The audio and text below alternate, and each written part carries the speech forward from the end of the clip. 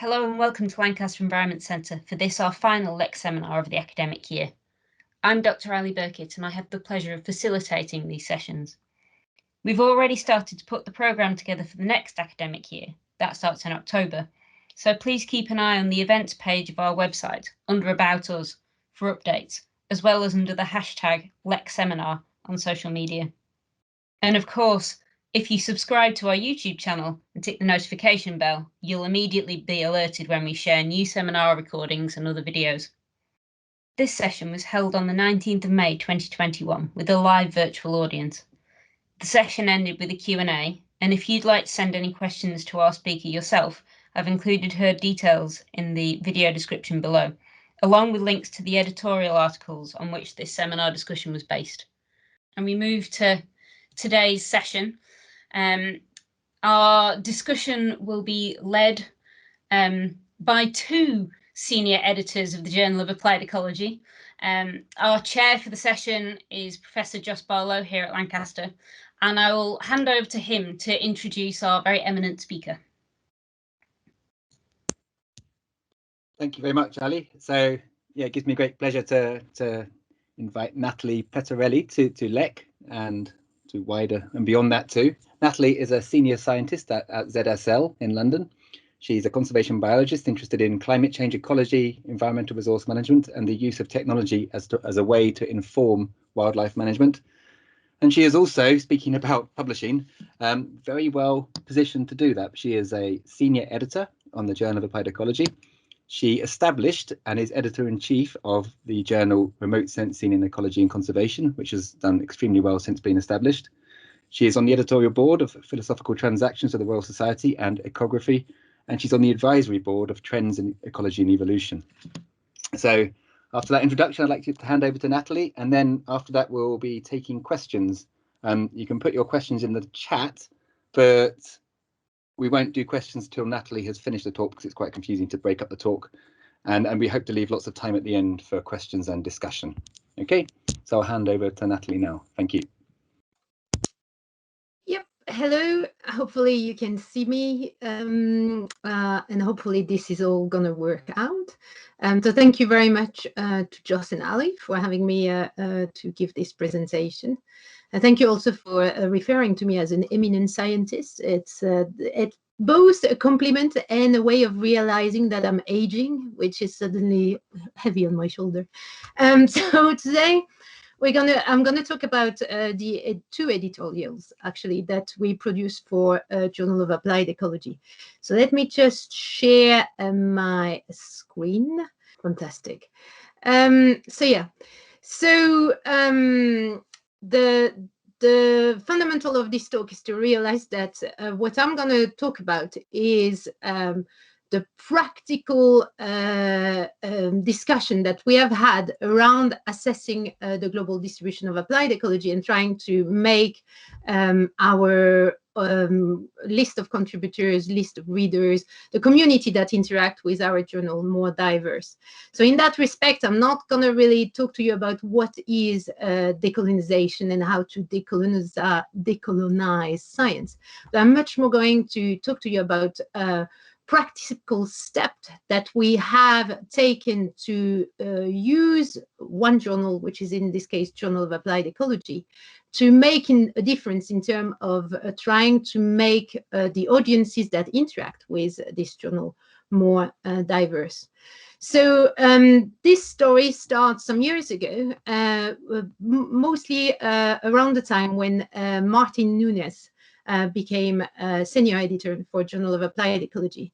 So up until then, many of us had been aware of uneven distribution, particularly in submission and acceptance of paper for Journal of Applied Ecology, but we never really looked at it properly. But when Martin came on board, this was something that he really wanted to do.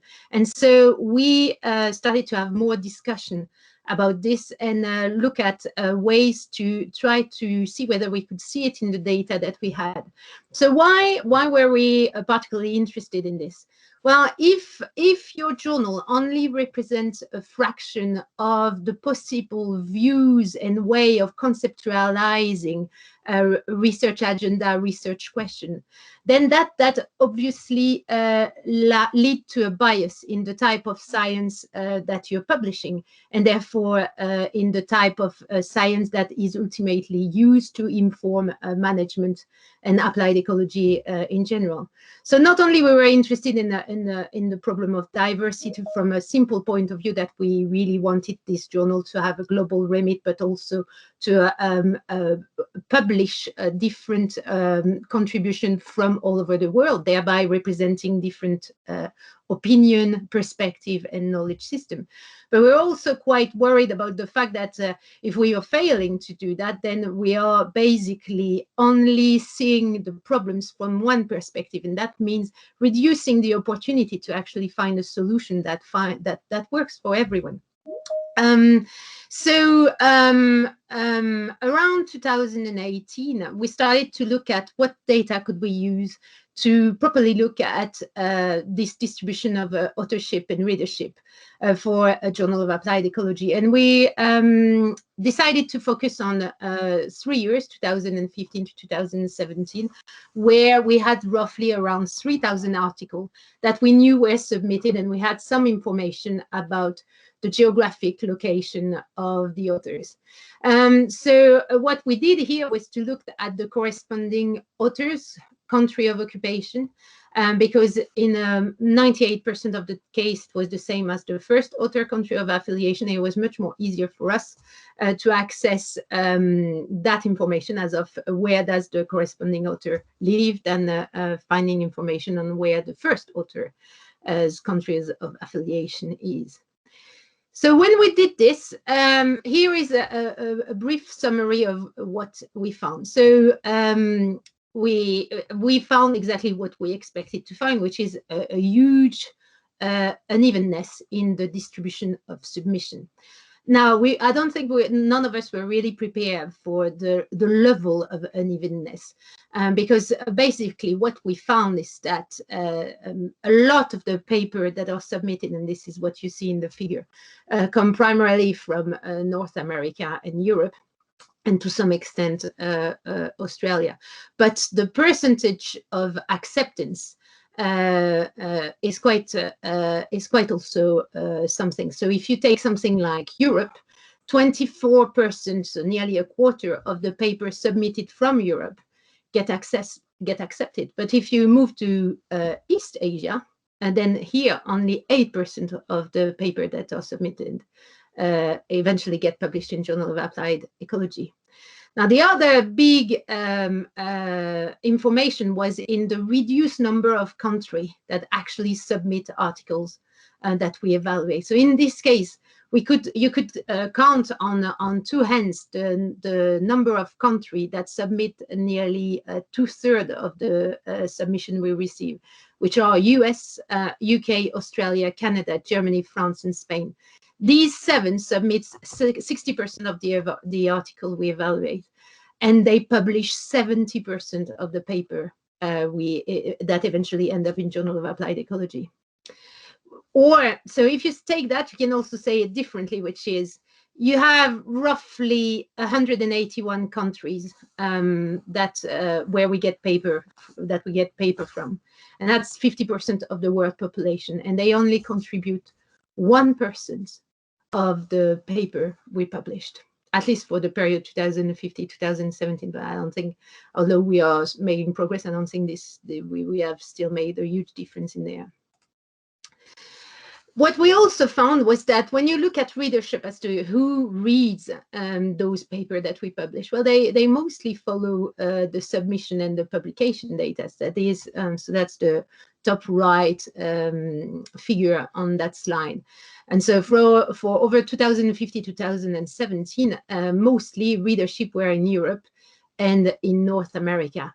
And so if you go to the Middle East or around India or in the middle of Russia, you'll see that our readership drops quite drastically. And the pattern that we report are can be predicted to some extent by a number of factors. But what's interesting is that the pattern that we have seen, they actually match what other disciplines have been reporting. So this drop, this sharp drop in readership, submission, and acceptance, and that we have reported in Journal of Applied Ecology, is actually something that has been reported before for all ecology, where you really have those top countries publishing most of the paper that we read in ecology. So yeah, as I was saying, this you can to some extent predict the submission rate for a country with only three variables. One is the proportion of people that speak English in that country. The second one is the level of investment in research and development. And the third one is gross domestic product. So basically, if you know how many people speak English, whether or not science and research and development is valued by the government in that country, and to which extent the level of financial activity and business goes up, is high, you can literally predict whether or not you'll see a lot of papers submitted to Journal of Applied Ecology. Now, when we produced that first editorial, first of all, we had a lot of reaction. A lot of people were interested in those analyses. They got replicated in other journals. But we were left a bit with a sense of describing something that we really wanted to address and not really come up with solution in that first editorial. So our next step was really to think about what can we do about this. And obviously, we can't really do stuff about trying to change the proportion of people that speak English in a country, or going to a government to tell them to put more money in research and development. So we had to think about this from the point of view of what can we do as a journal to try to help diversify our communities of readers and of authors, and also people that support the journal by joining our editorial board or reviewing for us. So what we thought was the best to think about what to do practically is to separate first those communities that we interact with. And so the first community that we thought about was the community of editors. So in 2016, we started to make sure that all our associate editors were, or most of them, were recruited through open call. So that is up until then, it was quite customary to approach informally people to see whether they wanted to join our board of editors. But around 2016, we made the conscious decision to change that. And that's because we wanted to make sure that people that wanted to join had actually an opportunity to tell us that they wanted to join. So the problem with the previous approach was that you tended to approach people that you knew. And there's a lot of people that you don't know that could do an excellent job if you just give them the opportunity to shine. So this is why we open up this open call for associate editor. Now, senior editor were always recruited through an open recruitment process.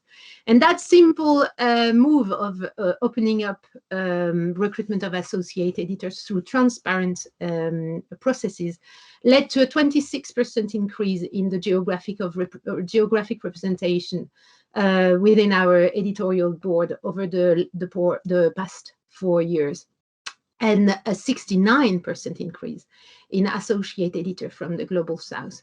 So to anyone that works with a journal, I can say that this shows you well that if you want to improve diversity on your editorial board or on any kind of community, actually, start by opening transparent processes and open the door for people to volunteer and be able to join if they wish to, as opposed to going with who you know.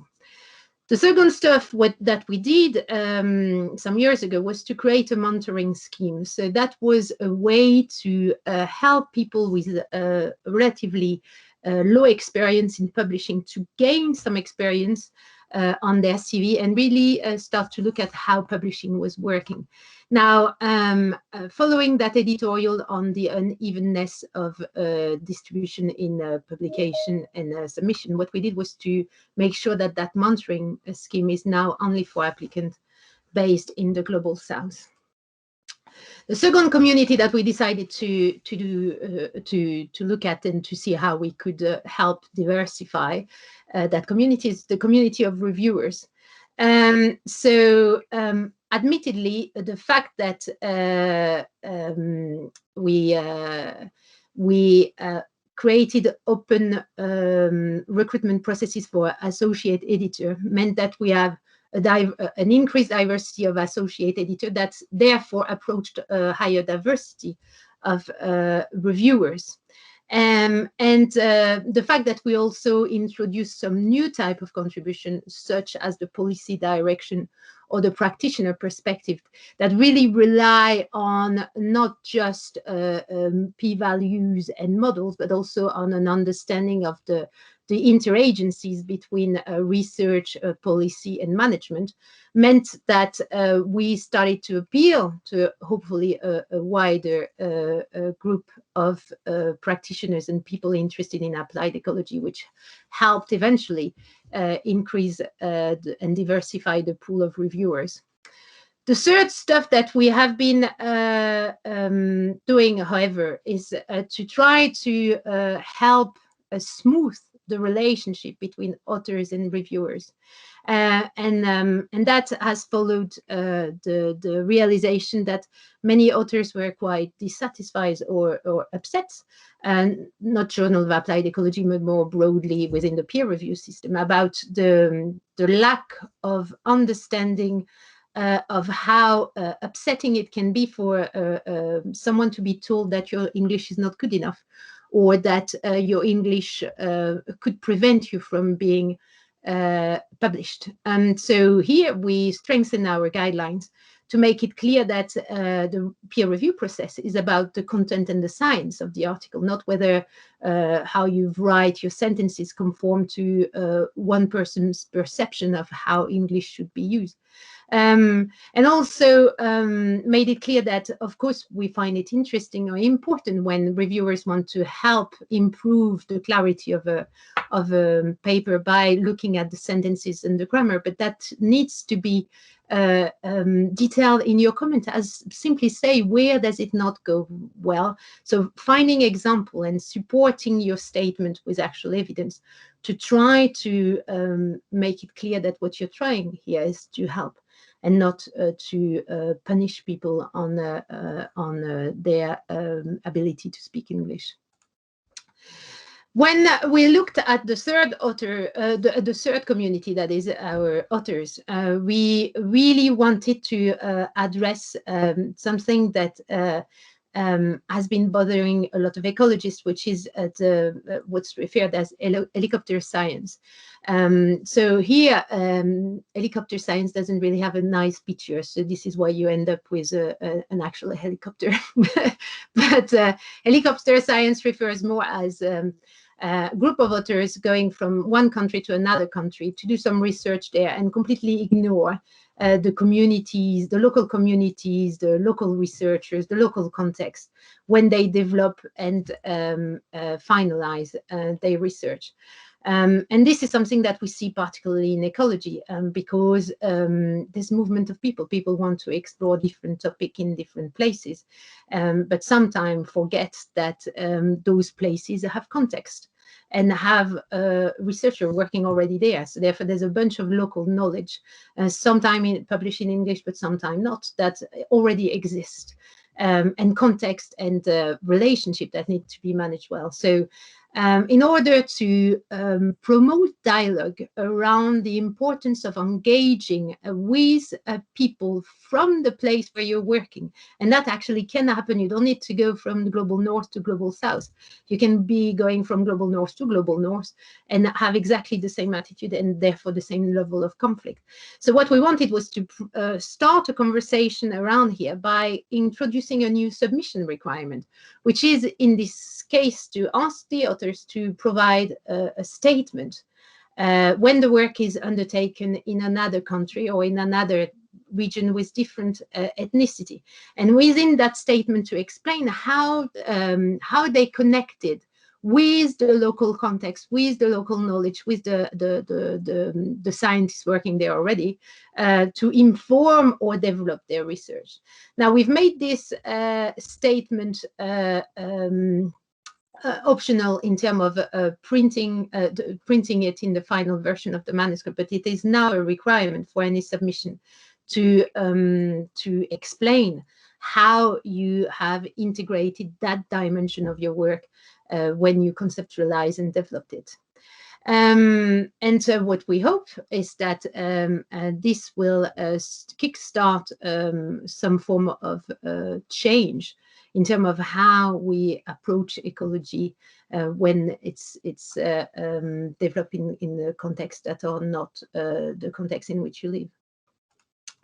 And finally, was trying to address or address the issues with readership. So as you remember in that graph, it was pretty obvious that most of the readers are based in the global north, following the same patterns as is submission and publication.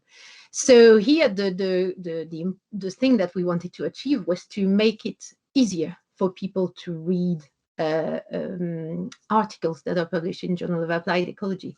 So Journal of Applied Ecology is already part of Research for Life initiative, which provide free access to institutions in lower income countries. And all our subscription content already becomes completely free to read after 2 years after publication. And within the 2-year subscription window, all the practitioner perspective are free to read. And then on top of that, within each issue, we have an editor choice article. So it's an article chosen by the senior editor, which is also made free to read. But what we did here was to try to create a new open access issue, so a wall issue, to be compiled annually by the senior editor. To really increase the number of paper, and in this case, particularly from the global south, that are made freely available to the community, thereby increasing the visibility of the work that is done in the global south, as well as increasing again the number of paper that we eventually distribute for free. On top of that, we have also continued to encourage abstract to be provided in local languages, and we're absolutely okay with having entire manuscript published in local languages in the supplementary information. And then our social media team has also made some effort to try to start to tweet in other languages. So basically trying to increase the diversity of languages that we use for communication whenever possible. Admittedly, there's much more to do in there, but this is so far where we have been at. So this is the end of the presentation, and I wanted to end it with a simple question. We are 5 plus our editorial team, and I've been thinking about this, and this is the step we could identify. But the question I have for everyone is, did we get this right? So, and in particular, what did we miss, or did we miss anything? So if you have in the next phase of that talk where we actually chat, if you have any suggestion as to what we should do more of, or whether we have been too conservative and we should do even we should push even more on some front, or if we created something that could have any unintentional consequence, it would be lovely to hear from you. Thank you very much. Thank you very much, Nathalie. That was an excellent overview of the rationale and the reasons why we've been doing it. So questions. So if you type them into chat, I'll read them out, or I think there's a way that I can invite you to unmute yourself and you can ask Nathalie yourself directly.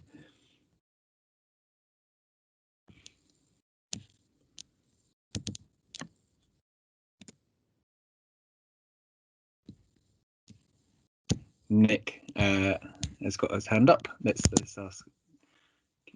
Want to go ahead, Nick? Yeah. Hi, Nathalie.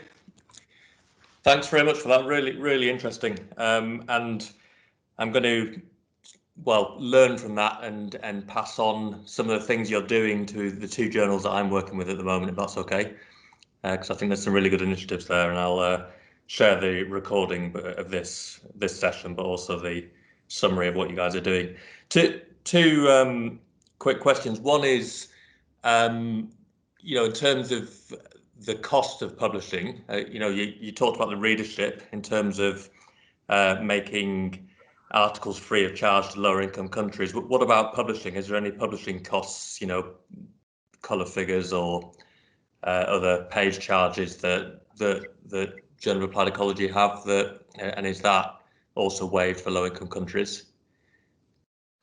Yeah, so this is something that we have started to tackle, and that's something that and Jos can add on this, but I hope we can make more progress on communicating clearly how the finance of a journal work and where there is scope for doing something or not. So we have been discussing with the British Ecological Society, which is the learned society that underpin this journal together with Wiley, as to what are the possibility financially. And I think in response to that, we generally think that it would be quite good to explain how the money works in those publishing journals, so that people understand where are the constraints, etc. But this is something. So the short answer, Nick, is that yes, we're on it.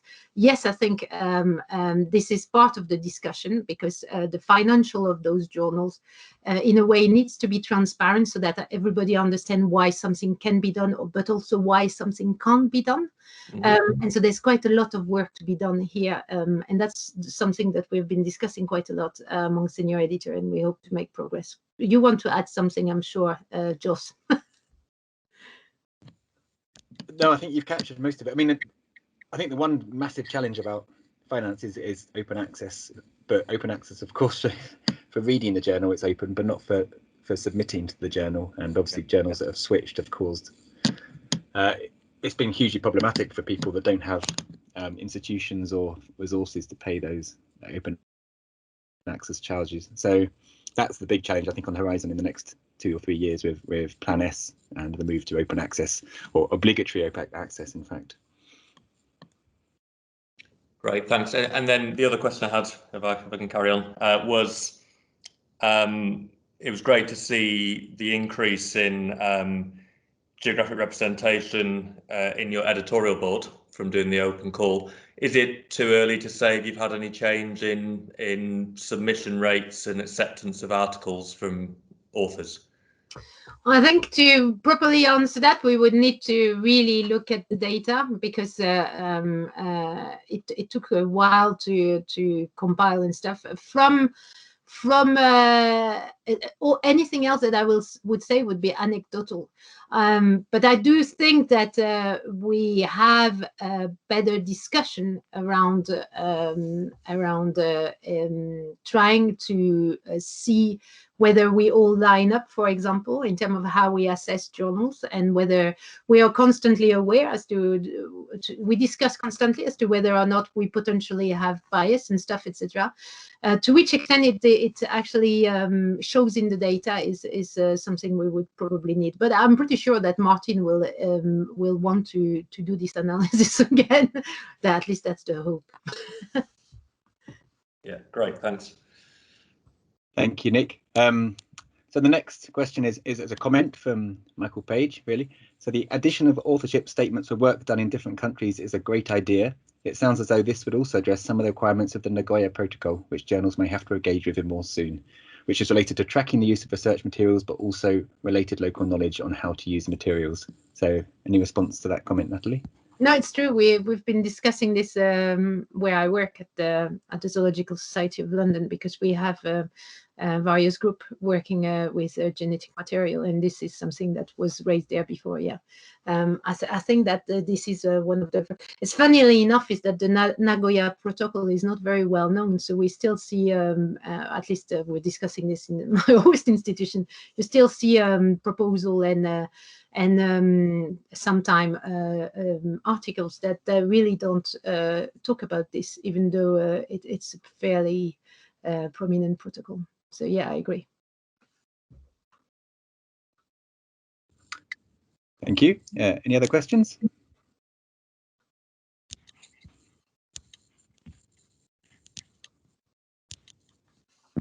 If people use the hand symbol, if you have a question, if you're online, you can ask it yourself directly.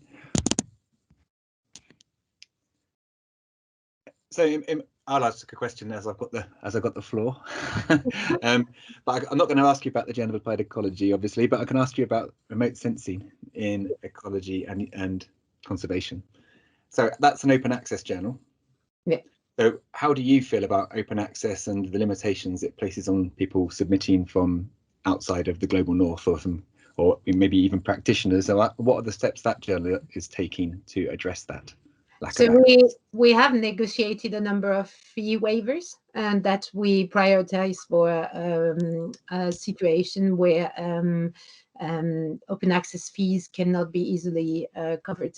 And this is something that so the financial aspect of remote sensing and ecology and conservation, we have the same discussion among the senior editor about being much more transparent and explaining the financial model. I think having looked at a different social media platform, etc., and the discussion that goes on, I think there's a lot of myth that goes around open access in terms of a journal making a lot of money and not wanting to invest, etc. So I think there's a need to communicate more as to how much money do actually journals make. What is their space of maneuver? And within that, what can be done to address inequities. But for remote sensing in ecology and conservation, these are the discussions that we're also having in terms of making sure that we use those opportunities either through discussion with Wiley or through any kind of fee waiving arrangement that we can find to try to maximize that. But this is a constant discussion, because financial outcome of journals change all the time, especially when journals are maturing, and therefore those opportunity and those way of finding solution evolve quickly. So this needs to be recurring discussion. Does that answer your question, Jos? Thanks. Yeah, no, I totally agree with the fact that you have to be adaptive in this, because it's and especially now it's moving quite fast. The next question I think is from Emma Sayer. Emma, do you want to just unmute yourself? Hi, Nathalie. Hello. You might have mentioned this, and I might have missed it because I had to run to answer the doorbell in the middle of your talk. I'm sorry. What do you do about reviewers? Because one of the things that I keep coming across, especially whenever I'm handling papers that are from, for example, from developing countries, often the authors are using what we think of as old-fashioned or very simple methodology, and you always end up with reviewer comments going, oh, you should be doing XYZ really expensive method, so why didn't you use metabolomics, or why didn't you use the latest snazzy system? And of course that can often sink a paper when the reviewers are commenting on whether or not methods are appropriate. And I frequently find that the methods are perfectly appropriate. There's nothing wrong with them. They answer the question, but they're not the latest. And I've had frequently talk to authors in developing countries who say we just don't have the access to resources to do these kind of measurements, and yet they're required by reviewers. So have you considered how to deal with those kind of situations? No, actually, it's a really good point. I don't think we've really thought about whether we could do something in that space. As an editor on Journal of Applied Ecology, I haven't seen paper rejected on that ground, I have to say. Unless, and I can't even think of an example, but the only concern would be if the new method provides significant difference from the old method, and therefore you think the old method is unreliable. That would be a concern. But apart from that, I've never seen someone say you should use that instead of that, even though it's known that they broadly say the same thing, and therefore we're going to reject your paper. But I think it's a very good point. And don't get me wrong, Emma. I'm saying I've not seen it, but I think that's a good point to think about whether we could do something around that. In terms of we have developed or revised some of the guidelines on other points. So that could be a point where we start to think about whether we should provide more guidelines or not on how to deal with this to our associate editor in particular. Does that address the... Yes, yeah, I think I possibly see more of these types of things coming across my desk because of the field I work in. But yeah, I've had various discussions with people about, you know, if the old method is often it's about the level of detail that the newer methods give you more detail, and therefore the reviewers prefer them. But the old method still is perfectly adequate to answer the question, and yet it's criticised. So yeah, I've always found that really inadequate, I guess, or you know, it's not. As long as the method is valid for answering the question, and the authors make that clear, I don't see why you need to use the most expensive equipment. So yeah. Yeah, I agree. So thank you for bringing up to us, because I would have not known that this was an issue if you hadn't mentioned it. So thank you.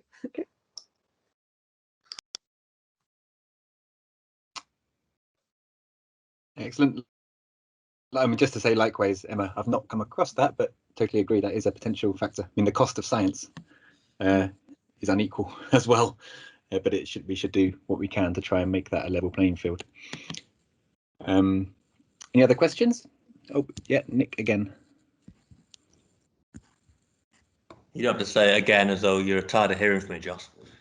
Not yet. I was wondering, you know, whether what you're doing in Journal of Applied Ecology is propagating across other journals within BES, but you know, I wonder what, you know, there's a conversation that needs to happen in publishing more widely, doesn't it? So I guess I'm wondering if you know, is this now being rolled out across all BES journals, and do you guys know of initiatives or wider conversations for academic publishing in this space? So first of all, Nick, thank you for keeping me entertained, because at least there's something to talk about. So I appreciate that. I think it propagates to some extent. So for example, whatever we did with Journal of Applied Ecology, I went straight to the Zoological Society of London and say, we should adopt something like this.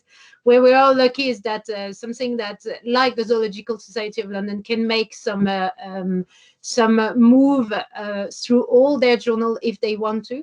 But then every learned society works a bit differently in this. So my experience is that for something like Zoological Society of London that publish animal conservation, remote sensing and ecology and conservation, etc., and they were quite happy to take that on board and start to try to roll it out to all their journal. For the British Ecological Society, and Jos, you can correct me if I'm wrong, the independence of the editorial board is seen as much more strongly, and therefore you need to have each editorial board to actually agree to move forward with that. So the problem of the publishing world is that there is no publishing platform conference when they all come together and try to agree on standards. Every single editorial board is independent, and therefore can decide on how to move forward with their stuff. To some extent, so Learned Society can say something when they manage multiple journals if they want to have an integrated approach on an EDI front, for example, to line up all their journals on minimum standard, but they are not obliged to, and they don't, and sometimes they don't feel like they want to.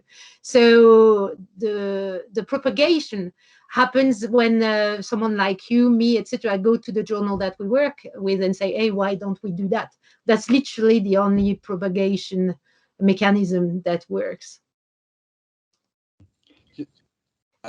The only thing, just an example though, of one thing we did do, which other BES journals all took on board, was the open calls for associate editors. So we did that first in probably about 9 years ago now, and since then all 7 BES journals all have open calls. So, and that's been really effective. It's very, very popular. It's amazing how many people want to work for free and have the experience of being an associate editor. And it really has helped diversify not only associate editors, but because of that, the reviewers, and possibly because of that, the authors. I think there's a strong trickle-down effect because of it. So that's one positive dissemination across journals. Right, thanks.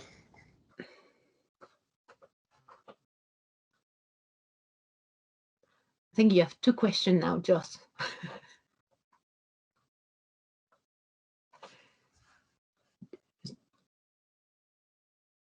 Shall I just say, I was speaking, so I was muted, sorry. Okay. Bennett, would you like to ask a question? Yes, thank you. Hopefully you can hear me. Yes.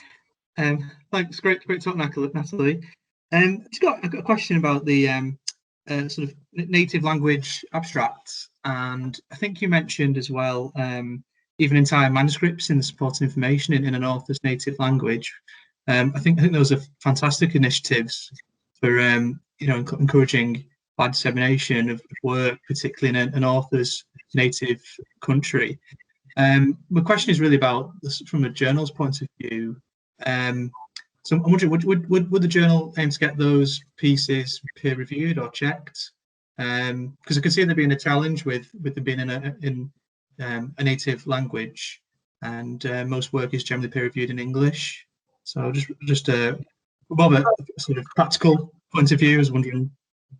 I think it's me having explained this badly then. No, so the review process happens in English, but you can put a version of this article, but in the native language, in the supplementary information.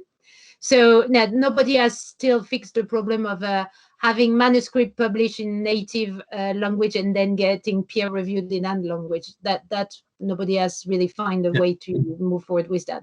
But here, what we wanted to do was to give the opportunity for accepted paper that have been reviewed in English to also be published, or have a published version, or have something that can be downloaded in the native language, so that people don't have to read the English version. They can just access the supplementary information and read it in whatever language they want.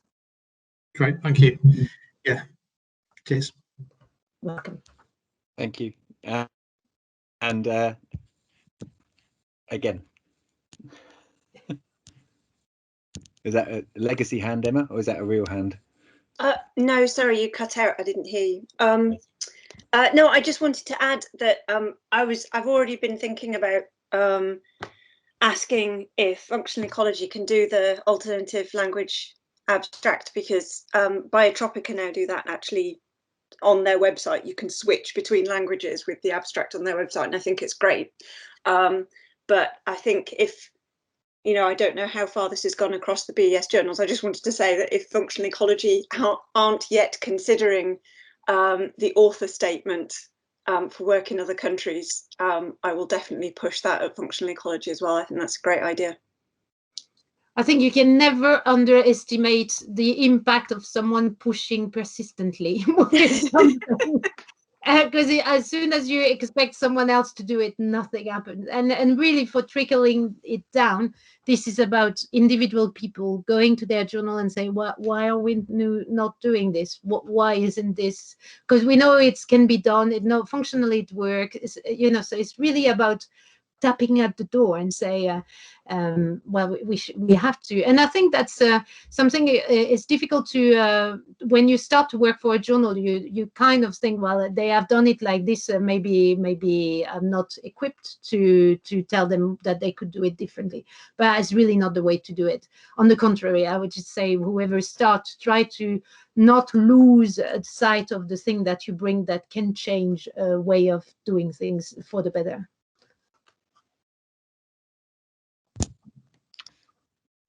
Thank you. I think we're a little bit over time already, so I think maybe we should wrap it up there. There is, of course, if you have any more comments or questions, then do ask Nathalie directly with email. Or we did also develop a feedback form, didn't we, Nathalie? Because our intentions were to report back on all this in a year's time. And I just can't remember where the link for that form is, but maybe we should tweet it and put it out there so people have access to the feedback form as well, and you can put your comments there and evaluate what you think is a success or what more can be done. Okay, so Nathalie, thank you very much for taking your time to speak to us and tell us all about that. That's been fantastic. Thank you very much for the invitation. Bye, Okay. everyone. Bye bye, and thank you, Ali, for the feedback form. It's there in the chat. No problem. Thank you very much, Nathalie.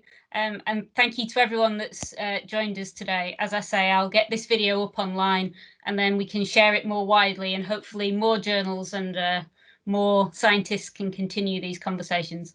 So thank you very much, and I look forward to the LEC Seminar series of next academic year.